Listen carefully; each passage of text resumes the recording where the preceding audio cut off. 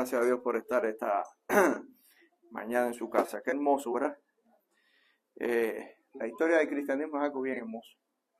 Creo que yo creo que una de las cosas que a veces ha debilitado la fe moderna es que no conocemos la historia. Y la historia de las misiones, la historia del pueblo cristiano, creo que a veces no la conocemos. Y cuando Mari, ¿puedes bajar un poquito? Yo creo que si lo bajo un poquito se ve mejor.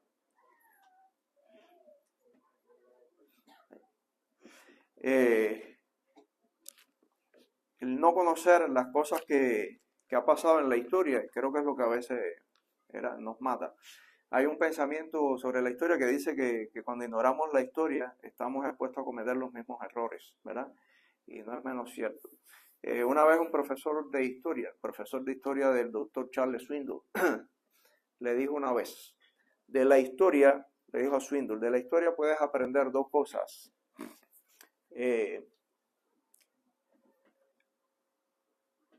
O la ignoras, si puedes hacer solamente dos cosas con la historia, o la ignoras o aprendes de ella.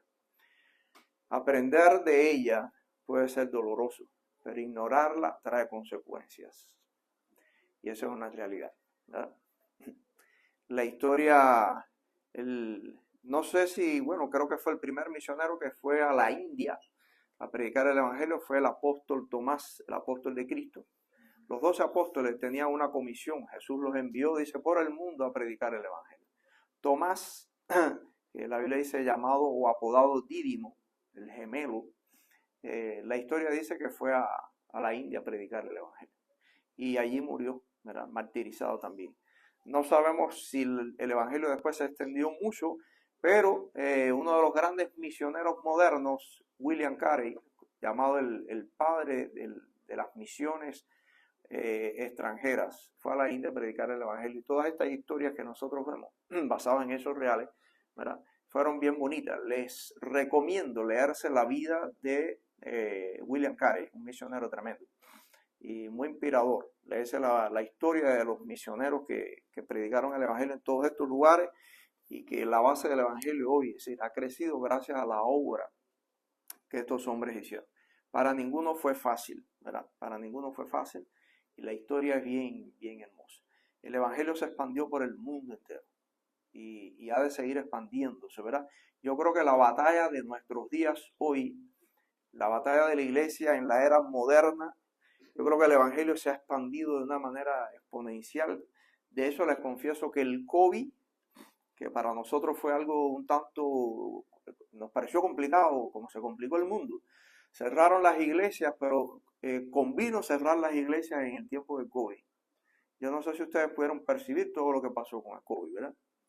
Pero convino cerrar las iglesias, porque antes del COVID, en muy pocas iglesias se usaba estos medios lo que es el internet y todo eso para predicar el evangelio. Por lo tanto, el evangelio lo oían las personas que podían venir a la iglesia. En las mejores iglesias, las más grandes tal vez que nosotros conocemos aquí en Miami, tendrían 100, cuanto más 300 miembros, ¿verdad? Cuando el COVID vino, cerraron las iglesias, pero el evangelio se expandió de una manera tremenda, dando cumplimiento a una profecía de Jesucristo. Eso es importante que lo entendamos. Cristo dijo, hablando del fin del mundo, el Señor dijo, cuando el evangelio del reino sea predicado en el mundo entero, entonces vendrá el fin.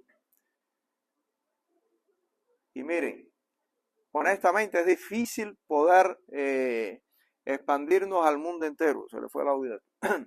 Es imposible expandirnos al mundo entero, porque es difícil enviar gente, ¿verdad? No siempre hay economía. Miren, le damos gracias a Dios porque el COVID cerró las iglesias, porque al cerrarse las iglesias, los líderes de las iglesias tuvieron que implementar una nueva estrategia. Empezaron a usar la grabación por Facebook y otros medios para predicar el evangelio, y a la iglesia nada más que iba el pastor que iba a predicar y la persona que iba a grabar. ¿Y ustedes saben cuántas personas oyeron el evangelio cada domingo? Yo recuerdo en ese tiempo estaba ayudando en la iglesia de la Trinidad. Y una de las veces, yo prediqué 2 veces por esa vía, una de las veces que prediqué, terminando de predicar, el hermano, los 2 hermanos, el hermano que estaba grabando y el otro que estaba atendiendo, porque eran en vivo las grabaciones. Cuando terminé de predicar, me dijo, ¿tú sabes cuántas personas han dado like al mensaje? 3.000 personas al tuyo. Me dijo, de Francia y de España han dado like. Y me quedé pensando y dije, wow. Y yo soy un predicador que nadie conoce. ¿Cuántos likes no le habrán dado a los grandes predicadores que todo el mundo conoce, que el mundo entero conoce? Y dije, wow, si hubiera sido un domingo normal, 100 y pico de personas hubieran oído la palabra. Pero gracias a que se cerraron los templos, el evangelio se expandió. Y me quedé pensando, el apocalipsis, el fin está más cerca que nunca. Y el COVID fue un salto grande a la era del fin. Ese fue en mi caso. Ustedes saben cuántos predicadores predicaron los domingos por esta vida así de... El evangelio se ha expandido. Creo que la lucha de la iglesia hoy, de la era moderna, es una lucha teológica. Es cómo conservar la pureza del evangelio que se ha predicado. Es una lucha teológica. Porque Satanás está empeñado hoy en torcer las verdades del evangelio. De alguna manera, la Biblia dice que en los últimos tiempos Satanás está como león rugiente, precisamente en los últimos tiempos, buscando a quien devorar. Y lo va a hacer de cualquier forma. Y la estrategia de hoy es la cantidad de corrientes teológicas que parecen bíblicas, pero no lo son, que están corriendo con una fuerza tremenda en el seno del cristianismo. Entonces la lucha de la iglesia es conservar la pureza del evangelio. Eso es una guerra hoy en día, ¿verdad? Y tenemos que batallar, pero le damos gracias a Dios porque la palabra suya se sigue predicando y expandiendo y nosotros somos responsables de predicar esa palabra. No es fácil vivir la fe, pero tenemos el poder del Espíritu Santo, dice la Biblia, para vivir la fe hasta el final, ¿verdad? La palabra de Dios dice que Dios nos ha guardado y nos está guardando hasta el fin. Eso es una realidad. Sari, la única vez que Cristo dijo que algo era fácil, la única sola vez que Jesús dijo que algo era fácil, ¿ustedes saben cuándo fue?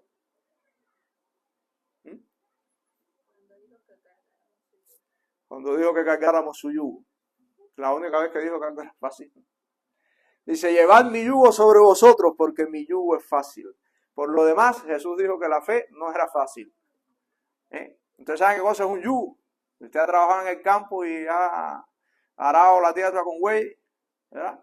El yugo es lo que se le pone a la yunta de bueyes para amarrar a 2 bueyes y que no se salgan de ahí, puedan seguir, ¿verdad?, junticos arando la tierra. Eso es un yugo. Un cepo de madera sobre nuestros hombros y amarrado ahí, ¿verdad? Dijo Jesús, ese error no porque era fácil. Pero qué bendición, ¿verdad? Mire, ore al Señor y dígale que las ataduras que usted tiene como cristiano en el yugo de Cristo no se zafen.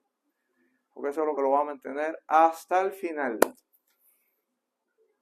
Que no nos zafemos del yugo de Cristo. Porque es lo que nos va a dar la victoria. Un consejo antes de predicar el mensaje de esta mañana. Si usted está sufriendo, usted está padeciendo, por un instante le reto a que usted se ponga en el lugar de Dios cuando usted esté sufriendo. En vez en el lugar suyo como persona, y póngase a mirar, trate de visualizar mentalmente, como si usted fuera Dios y estuviera mirando hacia abajo y lo estuviera mirando a usted. Y tratara de pensar como si fuera Dios. Y usted va a ver al Señor diciendo, tranquilo, tranquilo que el final está cerca. Y ya hemos ganado la batalla. Apocalipsis nos dice no quién va a ganar. Apocalipsis es el libro de la revelación que manda al cristiano a estar firme porque ya hemos ganado. Por lo tanto, el Señor nos dice, mantente firme. Si perdiste algún familiar muy querido, un hijo, algo, yo sé que es doloroso, pero el Señor nos está diciendo, tranquilo, está aquí conmigo, tranquilo. Estamos llegando ya esto se está acabando, estamos llegando al final. Por lo menos cuando estoy pasando por pruebas difíciles, eso me consuela. Tratar de mirar el rostro de Dios. ¿Qué me diría Dios en esta hora si le pudiera ver su rostro? Porque la Biblia dice que el Señor se goza con la muerte de sus santos. No es porque Dios sea un masoquista y le guste vernos sufrir, sino porque Él sabe la realidad que hay detrás de todas las cosas que estamos viviendo. Y el Señor sabe que el final, porque Él lo ha prometido, para nosotros los cristianos, es victoria. Y ya está garantizada. Tristemente, uno de los conceptos teológicos que se maneja en la actualidad es que estamos en la lucha contra el bien y el mal, en una batalla. El bien y el mal no están en una batalla. El bien ya venció hace rato. El mal está desesperado por llevárselo a usted y hacerle creer que estamos en una batalla a ver quién gana. Pero el bien dice, ya hemos ganado, tranquilo. Por eso Jesús nos invita a la paz, tranquilo, confiar en el Señor. Ya la batalla está ganada. ¿Por qué sufrir? ¿Por qué desesperarnos? Porque indiscutiblemente que las experiencias que vivimos como humanos son dolorosas y el Señor entiende eso como seres humanos. Pero el Señor nos consuela y nos da fuerza y nos invita a la fe, ¿verdad? Mantente firme, mantente firme. Cristo dijo a la iglesia, sé fiel hasta la muerte.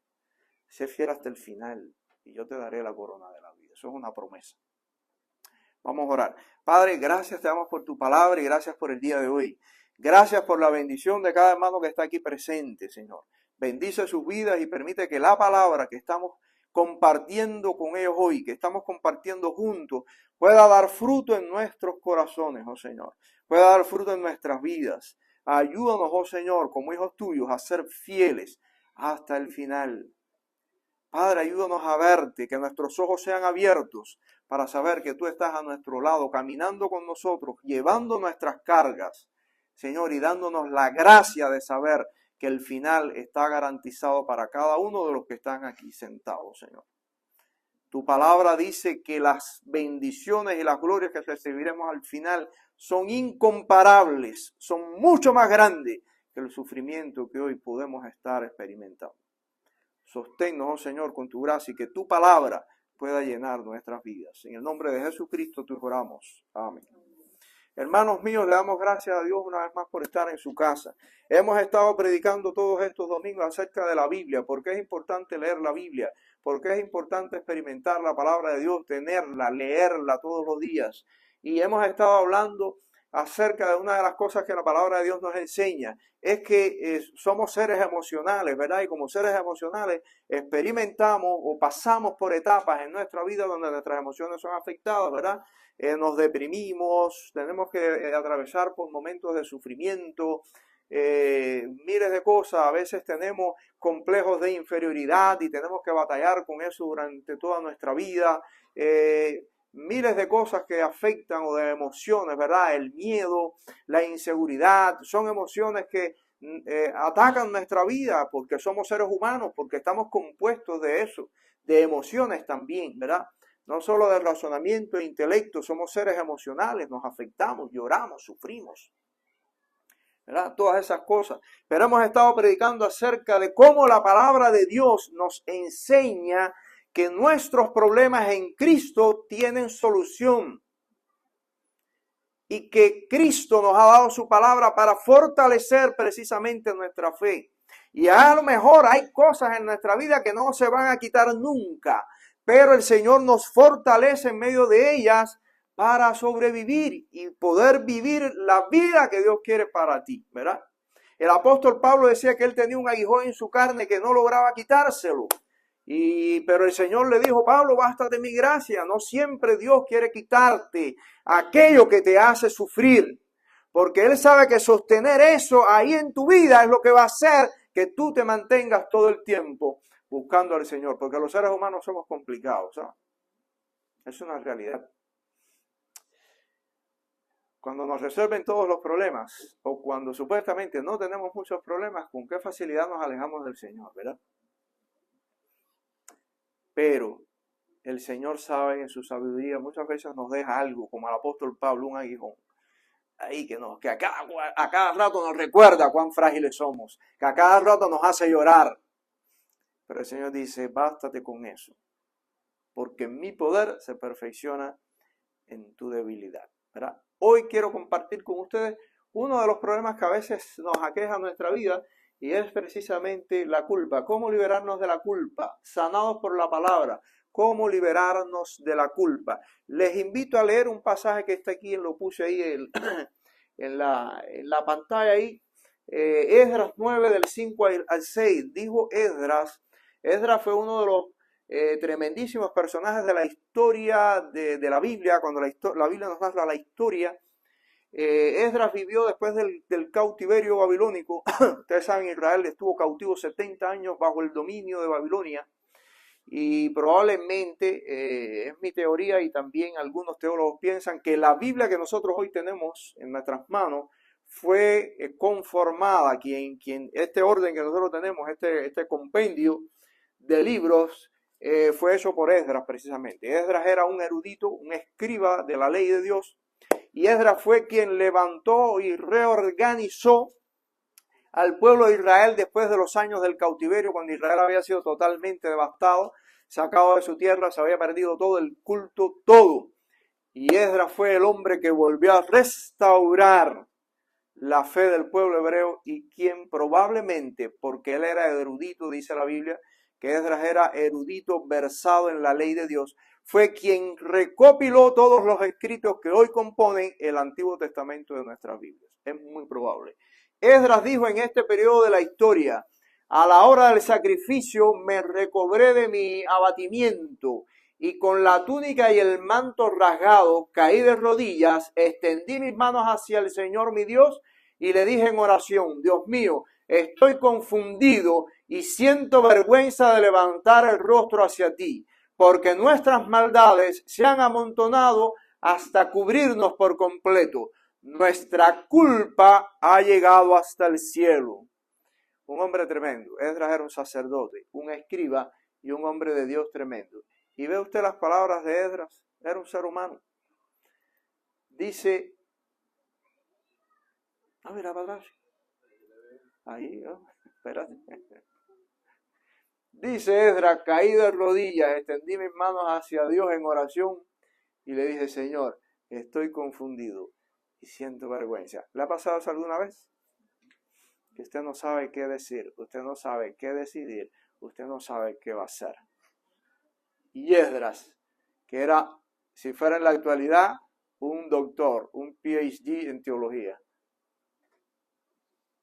erudito, conocía los idiomas bíblicos, era el idioma que se hablaba en su época, un hombre tremendo, y le dijo al Señor: Señor, estoy confundido.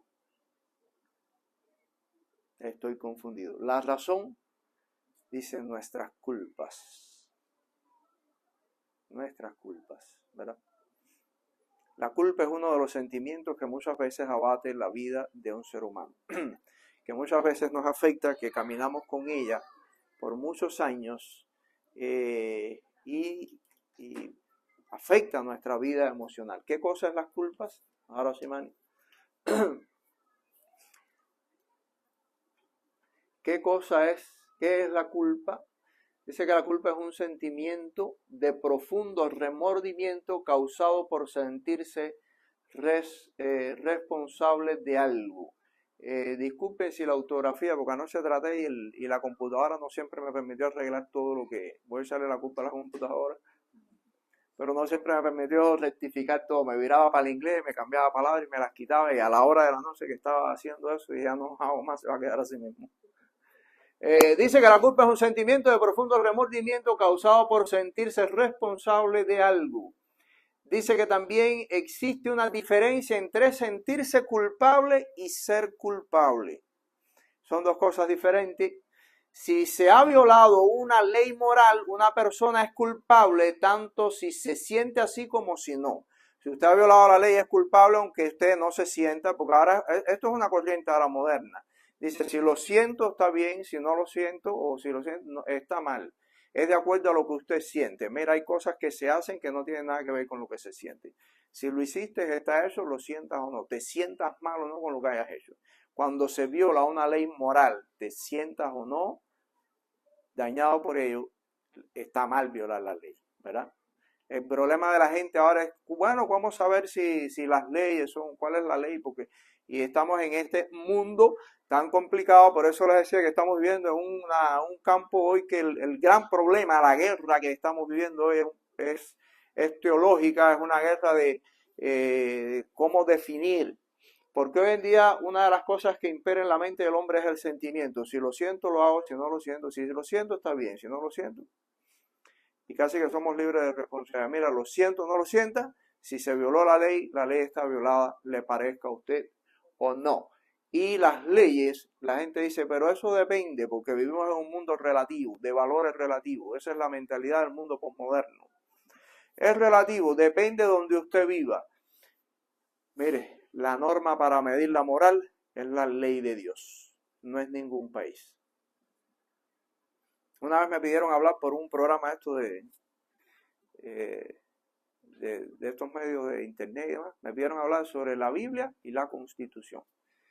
La Constitución de los Estados Unidos es muy buena, fue hecha por personas cristianas y nos permite establecer un orden. Pero la Biblia es superior a la Constitución.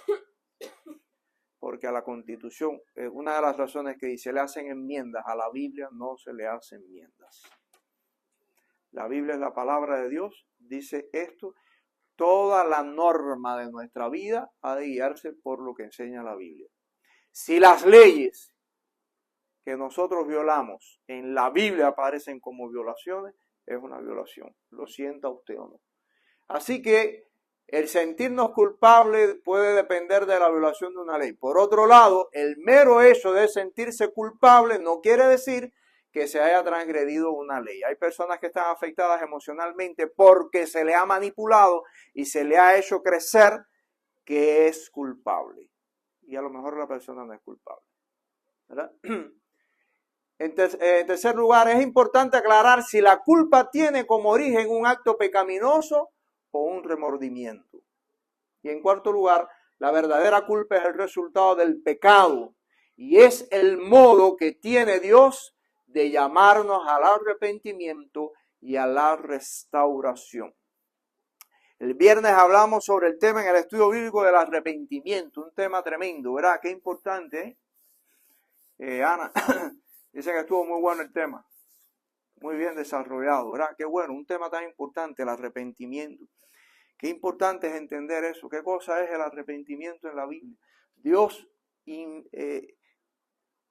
imputa en nosotros ese sentido de culpa y ese es el primer paso, ¿verdad? De poder, porque uno despierta y nos sentimos, cuando hay culpa, nos sentimos responsables, ¿verdad? Y hoy vamos a tratar un poco de esto, la culpa real y la no real, cómo afecta nuestra vida emocional, ¿verdad? Y el arrepentimiento es fundamental. Vamos a hablar un poquito del arrepentimiento, pero eso es importante, ¿no? La Biblia dice, por ejemplo, ponerles un ejemplo, que Judas traicionó a Cristo, ¿verdad? Judas entregó a Cristo. La pregunta es, ¿Judas se arrepintió o no se arrepintió? ¿Sí se arrepintió? La Biblia dice que Judas negó al Señor. Usó la palabra negar, es la palabra griega apostatar. Significa apostató de la fe. Pedro, dice la Biblia, negó al Señor, usa la misma palabra que para Judas, que dice que Pedro apostató de su fe, hizo lo mismo. Y los dos, en un momento de su relación con Dios, cometieron el mismo acto, apostataron de su fe. ¿Cuáles son los pasos del arrepentimiento? Primero, aceptar el daño cometido. Judas lo hizo. Dice que fue su moneda, fue a donde estaban los sacerdotes y le dijo, yo he entregado sangre inocente. Lo admitió. ¿Verdad? Ese es el primer paso, aceptación de la responsabilidad. Segunda, confesión. Judas confesó su pecado. Tercer paso del arrepentimiento, abandono del pecado. No lo voy a hacer más, esto no lo puedo hacer más. Dice la Biblia que Judas no lo hizo. Entregó el dinero con el que había comprado, como con el que había vendido a Cristo. Lo entregó, no se quedó con él. Dice que los sumos sacerdotes dijeron, es un problema tuyo, a nosotros no nos importa eso. Y el último paso del arrepentimiento es más importante. ¿Vale? Regresar a Cristo. Ese fue el que le faltó a Judas, pero eso no se salvó. Dice que fue y se suicidó. Pedro le pasó lo mismo, pero Pedro lloró amargamente, pero buscó al Señor y le pidió perdón. Y el Señor los libró de culpa. Pero Judas no tenía en Cristo puesto su esperanza, no creía en Él. De hecho, Judas trataba a Cristo como el maestro, no como el Señor. Cuando se sentaron en la mesa que Cristo dijo, hoy uno de ustedes me va a entregar, todos los discípulos dijeron, Señor, Señor, ¿quién es? ¿Soy yo, Señor? Y Judas, ¿qué dijo? Maestro soy yo. Para Judas, Cristo no era nada más que un simple maestro. Y una buena pregunta para hoy. ¿Quién es Cristo para ti? ¿Es tu maestro o es tu Señor? ¿Es un instructor de reglas morales para tu vida o es tu Salvador? Eso es lo único que nos libera de la culpa. Judas fue y se suicidó en su culpa. No encontró solución. Mira, hay mucha gente en nuestra sociedad hoy que se está suicidando. Y gente joven. Pero hay mucha gente también que se está salvando. Les voy a contar una historia. Vamos a ver ahí. Una historia real. José y sus hermanos. Génesis 42. Vamos a buscar en nuestra Biblia Génesis 42. Lo vamos a leer rapidito. Y vamos a compartir algunas ideas importantes que encontramos en Génesis 42. Génesis capítulo 42. Dice la Biblia. Viendo Jacob que en Egipto había alimentos, dijo a sus hijos, ¿por qué os estáis mirando? Y dijo, he aquí, yo he oído que hay víveres en Egipto, descended allá y comprar de allí para nosotros, para que podamos vivir y no muramos. Y descendieron los 10 hermanos de José a comprar trigo en Egipto. Mas Jacob no envió a Benjamín, hermano de José, con sus hermanos, porque dijo, no sea que le acontezca algún desastre. Vinieron los hijos de Israel a comprar entre los que venían, porque había hambre en la tierra de Canaán. Sigan conmigo con la vista. Y José era el señor de la tierra, quien le vendía a todo el pueblo de la tierra. Y llegaron los hermanos de José y se inclinaron a él rostro en tierra. Y José, cuando vio a sus hermanos, los conoció, mas hizo como que no los conocía y le habló ásperamente y les dijo, ¿de dónde habéis venido? Ellos respondieron, de la tierra de Canaán para comprar alimento. José pues conoció a sus hermanos, pero ellos no le conocieron. Entonces se acordó José de los sueños que había tenido acerca de ellos y les dijo, espías sois, por ver lo descubierto del país habéis venido. Y ellos le respondieron, no, Señor nuestro, sino que tus siervos han venido a comprar alimentos. Todos nosotros somos hijos de un varón, somos hombres honrados, tus siervos nunca fueron espías. Pero José les dijo, no, para ver lo descubierto del país habéis venido. Y ellos respondieron, tus siervos somos 2 hermanos, hijos de un varón en la tierra de Canaán. Y he aquí el menor está hoy con nuestro padre y otro no parece. Y José les dijo, esto es lo que os he dicho, afirmando que sois espías. En esto seréis probados. Vive Faraón, que no saldréis de aquí, sino cuando vuestro hermano menor viniere aquí. Enviad a uno de vosotros y traiga a vuestro hermano menor. Vosotros quedaos presos y vuestras palabras serán probadas, si hay verdad en vosotros. Y si no, vive Faraón que sois espías. Entonces los puso juntos en la cárcel por 3 días. Al tercer día les dijo José, haced esto y vivid. yo temo a Dios, si sois hombres honrados, queden presos en la casa de vuestra cárcel uno de vuestros hermanos, y vosotros id y llevad el alimento para el hambre de vuestra casa. Pero traeréis a vuestro hermano menor y seréis verificadas vuestras palabras y no moriréis. Y ellos lo hicieron así. Y decían el uno al otro, verdaderamente hemos pecado contra nuestro hermano, pues vimos la angustia de su alma cuando nos rogaba y no le escuchábamos. Por eso ha venido sobre nosotros esta angustia. Entonces Rubén le respondió diciendo, no os hablé yo y dije, no pequéis contra el joven, y no escuchasteis he aquí también se nos demanda su sangre. Pero ellos no sabían que los entendía José, porque había intérpretes entre ellos. Y voy a saltar al último versículo. Y Rubén habló a su padre diciendo, haréis morir a mis dos hijos, si no te lo devuelvo. Entrégalo en mi mano, que yo te lo devolveré a ti. Y le dijo, no descenderá mi hijo con vosotros, pues su hermano ha muerto, y él solo ha quedado. Y si le aconteciera algún desastre en el camino por donde vais, haréis descender mis canas con dolor al Seol. Hay otra versión de la Biblia, la Nueva Versión Internacional, dice en el último versículo de ese pasaje, mi hijo no se irá con ustedes, replicó Jacob, su hermano José ya está muerto y ahora solo él me queda. Si le llega a pasar una desgracia en el viaje que van a emprender, ustedes tendrán la culpa de que este pobre viejo se muera de tristeza. Conocemos la historia de Jacob. ¿Recuerdan la historia de Jacob? Para los que no lo saben, Jacob fue el padre de las 12 tribus de Israel. Fue el fundador de la nación de Israel. Jacob se enamoró de Raquel, la hija menor de Labán. Y Labán, su suegro, le puso una prueba. Dijo, ok, yo te voy a dar mi hija en casamiento, pero tienes que trabajar 7 años para mí. Jacob trabajó 7 años para Labán.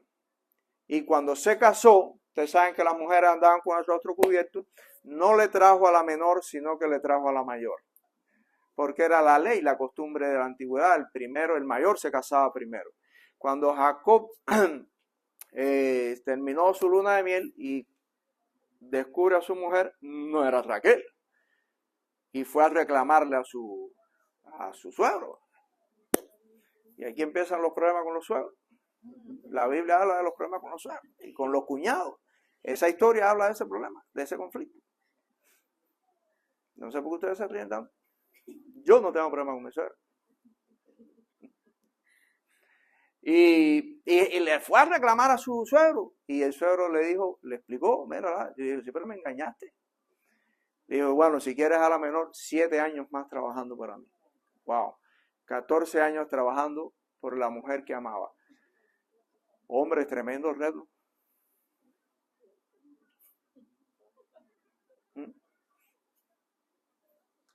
A los hombres tan serios. Jacob amaba a Raquel de verdad, 14 años trabajando por la mujer que amaba. Y se casó con Raquel. Y tuvieron muchos hijos. Pero Jacob tuvo con Raquel solamente 2 hijos, José y Benjamín. Los otros 10 fueron con Lea, que era la hermana mayor. Pero la Biblia dice, yo quiero acentuar algunas cosas que dice la Biblia de lo que pasó con esta familia, por lo cual generaron tanta culpa en la vida de estos muchachos. Vamos a ver, ¿qué se nos enseña en esta historia? Jacob mostró favoritismo entre sus hijos. Busquen, hermanos, Génesis 37, versículos 3 y 4, y vamos a leerlo rápido. ¿Qué dice la Biblia? Génesis 37, versículos 3 y 4. Y amaba a Israel a José más que a todos sus hijos, porque lo había tenido en su vejez. Y le hizo una túnica de diversos colores. Y viendo sus hermanos que su padre lo amaba más que a todos sus hermanos, le aborrecían y no podían hablar pacíficamente.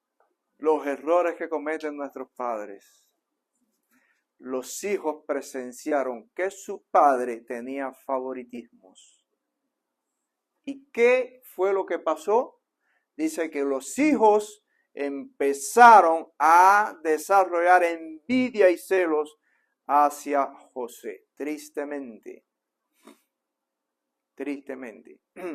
A esas realidades nos enfrentamos todos los días. Jacob era un hombre de Dios, pero no dejó de ser un hombre y cometió errores con sus hijos. Esto es un llamado para nosotros los padres. ¿Cómo educamos y criamos a nuestros hijos? Ok, Jacob no entendió o no pudo asimilar que no era culpable Lea de que su padre se la haya dado por mujer. Y tristemente le transmitió a sus hijos el dolor que él llevaba en su corazón. La segunda cosa que nosotros aprendemos de esta historia, que la culpa real la cera el corazón, aun cuando el tiempo ha pasado. Génesis 42, 21. Dice la palabra de Dios, esta historia que leímos, los hermanos de José le tuvieron tanta envidia a José que quisieron un día matarlo. Cuando estaban en el campo trabajando, José fue a ver a sus hermanos y José, que sabía que su padre tenía favoritismo con él también, se aprovechó de eso como muchacho al fin. Y la Biblia dice que todo lo malo que los hermanos de José hacían, José iba y se le informaba a su padre. Él mismo estaba creando una pugna familiar entre hermanos. Y el joven le decía, y los hermanos de José se empezaron a picar. Y una vez dijeron, vamos, cuando venga lo vamos a matar, y le decimos a nuestro padre que una fiera lo mató. Rubén, uno de ellos, el mayor, que aparece hablando en el Génesis 42, dice que les dijo, no maten al muchacho, vamos a venderlo como esclavo. Y vinieron los ismaelitas, vinieron un grupo de ismaelitas. ¿Quién eran los ismaelitas? El hermano de Jacob, con quien Jacob había tenido problemas. Esaú, ¿verdad? Esaú y Jacob, los ismaelitas. Ismael era el hijo, ¿verdad? Era descendiente, ellos venían de todos, de Abraham, todos esos hijos, ¿verdad? Eran familia todos ellos. Se lo vendieron como esclavo, se lo llevaron para Egipto, lo vendieron como esclavo al pobre José, un muchacho de 17 años aproximadamente, lo llevaron para Egipto y ahí desarrolló su vida. Gracias a Dios, Dios bendijo la vida de José. José se convirtió en el hombre más importante después de Faraón. Y los hermanos de José se quedaron allá. Pero mire usted qué cosa la historia. Había hambre, los hermanos de José vienen a Egipto a buscar comida y el que está al frente de la administración de Egipto es precisamente el hermano que ellos odiaban y habían vendido como esclavos. José los descubre, estos son mis hermanos porque eran mayores que él, sus rostros no habían cambiado mucho, en 10 años no habían cambiado, porque la Biblia dice que José tenía 30 años cuando se hizo un funcionario de Egipto. 10 años, en 10 años uno no cambia mucho, sobre todo cuando uno es joven, pero ya José estaba transformado, vestido con todo el atuendo que se vestían los egipcios. Cuando vio a sus hermanos los conoció, pero sus hermanos que lo habían dejado un muchacho pequeño, y ahora José es un hombre, ¿verdad? No lo conocieron. Y allí empezó a brotar la culpa. ¿Qué dice el texto de Génesis 42, 21? Dice la Biblia, Génesis 42, 21, dice la palabra del Señor, y decían el uno al otro, verdaderamente hemos pecado contra nuestro hermano, pues vimos la angustia de su alma. Le voy a leer en la versión internacional, la nueva versión internacional. Génesis 42, 21 dice la Biblia, pero se decían unos a otros, sin duda estamos sufriendo las consecuencias de lo que hicimos con nuestro hermano. Aunque vimos su angustia cuando nos suplicaba que le tuviéramos compasión, no hicimos eso. Por eso ahora nos vemos en aprietos. Ellos no descubrieron a José, pero José sí. Y José, de alguna manera, el dolor también le salió, pero trató de probarlo porque quería ver si su hermano estaba vivo, el más pequeño. Y les dijo, los confrontó, les dijo, ustedes son espías. Ahí empieza esta historia. Y fíjense ustedes cómo el problema del presente remontó a la culpa de hace 10 años atrás. Cuando Dios a veces nos confronta, con qué facilidad asociamos los eventos con algo que hemos hecho en el pasado. Esto me está pasando porque nosotros hicimos esto y esto y esto. Y ellos están asociando los conflictos del presente con lo que ellos le hicieron a José hace años. Vino a salir. Ellos no conocían a José, pero asociaron. La culpa estaba en su mente todavía. Porque lo que estaba pasando lo asociaron como un resultado de lo que ellos le hicieron al pobre José, ¿verdad? La culpa lacera el corazón aun cuando el tiempo no ha pasado, porque el tiempo no es la cura de las culpas, es el arrepentimiento. Cuando nosotros traemos nuestras cargas emocionales delante de Dios, Dios las limpia. El tiempo ni el lugar borrará tus culpas. Hay gente que dice, me voy de aquí para otro lugar para olvidar el pasado. Va a haber algún momento en la historia de tu vida en que Dios lo va a sacar otra vez. Porque no es ni el lugar ni el tiempo lo que borrará tu culpa. ¿Verdad? En tercer lugar, la culpa no confesada ni arrepentida genera más culpa. ¿Qué dice Génesis 42, 22? El pasaje que le sigue. Dice, entonces habló Rubén, yo les advertí que no le hicieran daño al muchacho, pero no me hicieron caso. Ahora tenemos que pagar el precio de su sangre. Rubén les dijo, ustedes, por culpa de ustedes, yo se los advertí, la culpa no arrepentida genera más culpa. De alguna manera nos queremos limpiar nosotros por culpa de ustedes y ahí empiezan las acusaciones. ¿Verdad? Pasan los matrimonios también. Pasan los años. A veces se rompen las relaciones y la pareja se sigue, ¿verdad? El divorcio, y no hemos hablado del tema del divorcio, pero el divorcio es el conflicto que nunca termina. Lo que la gente no sabe es que cuando usted se divorcia, usted rompe un contrato legal, pero la relación usted continúa, porque eso siempre se va a guardar en el corazón. Eso siempre se va a guardar. Usted lo que no sabe es que rompió un contrato legal, este para aquí, este para allá, se acabó todo. Pero la relación continúa. Por eso el divorcio es el conflicto que nunca se termina. Por eso la Biblia nos advierte tanto cuidarnos de conservar nuestras relaciones, ¿verdad? Terminaron echándose las culpas unos a otros, no importa cuántos años. En cuarto lugar, la venganza no anida en un corazón limpio. Dice Génesis 42, 35. Mire qué tremendo esto. Cuando comenzaron a vaciar sus costales, los sacos que habían cargado de comida, José le dijo a su mayordomo, llénale los sacos a ellos, que regresen a su padre y devuélveles el dinero.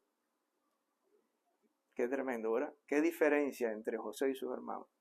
José, que había sido el afectado, no guardó la culpa en su corazón, no guardó rencor, Dios lo había sanado y José no maltrató a sus hermanos. Le dijo, dale la comida y devuélveles el dinero. La venganza no anida en un corazón limpio, nos enseña la Biblia. Y por último, hermanos míos, qué triste la historia de Jacob. Jacob siguió culpando a sus hijos. Qué tremendo. Miren lo que dice el último versículo. Dice, si mi hijo menor muere, ustedes son culpables. Qué triste la historia. Jacob, qué trabajo le costó a Jacob perdonar a sus hijos que no eran culpables. Ellos estaban viviendo las consecuencias de lo que el suegro de Jacob le había hecho. Los niños no eran culpables. Le sembraron una amargura y Jacob todavía ya hombre siguió sembrándole culpa a sus hijos. Pero miren qué misericordioso es Dios, hermanos míos, con esto termino. Ustedes saben quién fue el hombre que se interpuso entre Benjamín y José. Dice Génesis, si ustedes se siguen leyendo la historia, y les recomiendo si quieren llorar, léanse el libro de Charles Swindoll, La vida de José.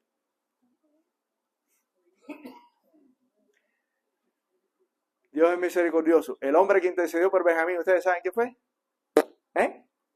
Judá, uno de los hijos de Lea. Qué linda historia. Dios es misericordioso. ¿Ustedes saben por qué Dios es misericordioso? Las únicas dos tribus que perduraron a través de la historia fueron Judá y Benjamín. Porque las demás tribus de Israel desaparecieron en el cautiverio babilónico. Ninguna quedó en pie, solamente Judá y Benjamín. ¿Y quiere que les diga otra cosa? Porque Dios es justo. El Señor sabía que a los hijos de Lea los habían tratado injustamente, aun cuando Jacob era su siervo. La genealogía de Cristo no vino por José, vino por Judá. Y Dios bendijo a Judá y bendijo a Benjamín en la historia, porque Dios es justo. Tu historia está en las manos del Señor. Por eso el Señor nos dice, calma, tengan calma. Si usted ha sido víctima de la culpa, ya sea real o no, la Biblia nos da un consejo. No sé si puse ahí otra... Algunas cosas que tenemos que recordar con respecto a la culpa, porque el deseo de Dios es limpiar nuestras vidas y no arrastrar el mal. Lo primero, Dios nos invita a reconocer nuestro pecado y confesarlo. Suficiente para Dios. Dice la palabra de Dios en 1 Juan 1:9. Si confesamos nuestros pecados, Él es fiel y justo para perdonar nuestros pecados y limpiarnos de toda maldad. Dice la Biblia, ¿verdad? En segundo lugar, identifique la culpa auténtica. Génesis 3:10, que le dijo Adán a Dios. Escuché tu voz en el huerto y tuve miedo porque andaba desnudo y me escondí. Adán había pecado contra Dios y cuando Dios se le aparece, le quiso contar una historia. Acepta la culpa. Puede que haya sido la culpa muchas veces el resultado de tu propio pecado. Pero Dios dice, confiesa tu pecado. Borrón y cuenta nueva. Porque Dios es muy misericordioso y compasivo. Tan misericordioso que la genealogía de Cristo vino por Judá, no por José. ¿Verdad? Uno de los hijos de Lea. Y Dios preservó tanto a los hijos de Raquel como a los de Lea. Judá y Benjamín fueron los únicos que perduraron en la historia del pueblo de Israel, ¿verdad? Y en la historia de la salvación. En tercer lugar, averigüe el origen de su culpa. Lucas 15:3, hablando de la parábola del hijo pródigo. El hijo pródigo acabó con su vida, él era responsable, pero dice la Biblia, desperdició sus bienes viviendo perdidamente. ¿Cuál es la causa por la cual la culpa ha venido a tu vida? ¿Verdad? Importante identificar eso. En cuarto lugar, acuérdese de esto muy importante: Satanás es quien le acusa, no es el Espíritu Santo. Satanás es quien te acusa.